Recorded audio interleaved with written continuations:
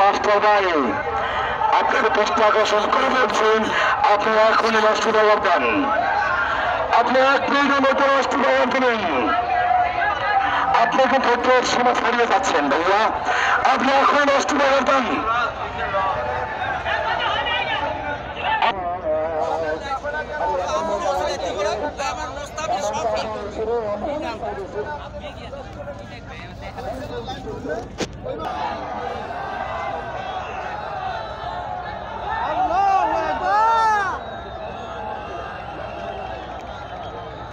Yeah.